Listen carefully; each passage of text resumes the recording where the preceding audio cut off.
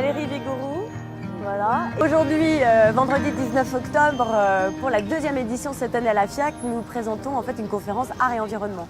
Alors j'ai la joie bien évidemment d'être toujours accompagnée par les plus fidèles, les plus sympathiques.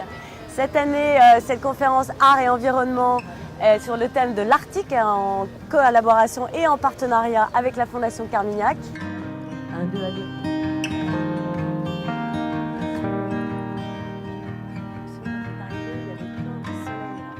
Merci Thierry, merci à vous tous d'être présents cette année pour la deuxième année consécutive. Donc cette année, Time for the Ocean, donc l'association que j'ai créée maintenant il y a à peu près 1 an, qui vise donc à sensibiliser le grand public pour tout ce qui est protection des océans et du littoral.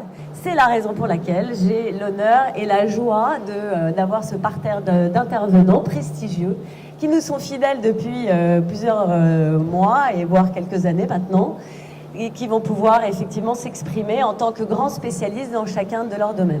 Et l'idée en fait que nous avons eue tous, c'est de passer par l'art pour sensibiliser donc le grand public. Parce que l'art en fait a toujours jeté un regard différent sur les villes, sur la façon dont on doit se comporter.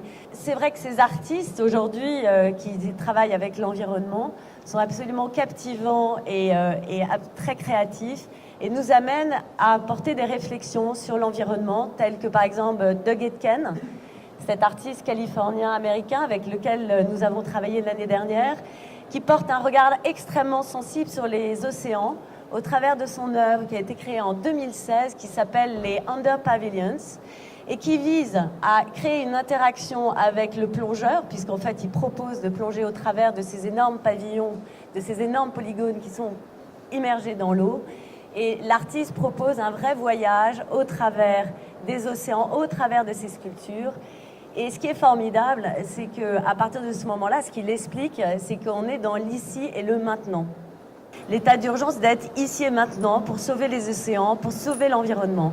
Et un artiste comme Doug Aitken participe à ce mouvement et c'est la raison pour laquelle nous avons travaillé l'année dernière avec lui. Alors cette année, on a la chance d'avoir Tarek Atoui avec nous, qui nous suit depuis quelques mois, avec lequel on a déjà travaillé, qui propose une œuvre absolument extraordinaire d'enregistrement sonore lié à l'Arctique. J'aimerais juste vous montrer deux petites images qui vont peut-être contextualiser ce que je vais faire. C'est une micro-performance où je vais mixer sur mon ordinateur comment, à partir de l'observation d'un environnement qui est celui de Canton, de la région de Canton en Chine, je suis parvenu à construire un instrument de musique. Et on entend la glace aussi se fondre sur elle. Il y a aussi un moment où vous allez entendre des espèces de chants bizarres. En fait, c'est des phoques à barbe, des phoques barbus qui sont sous la glace, sous la banquise, et qui sont en train de chanter des chants d'amour et d'accouplement à la recherche de partenaires.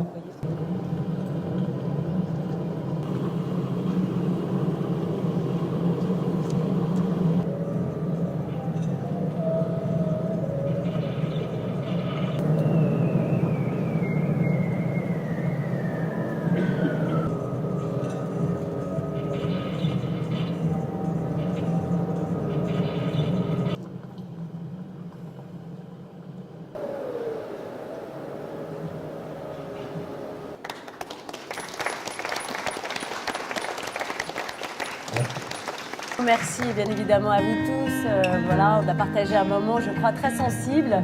Je suis ravie de vous l'avoir fait partager. Tous les membres de l'association vous remercient également.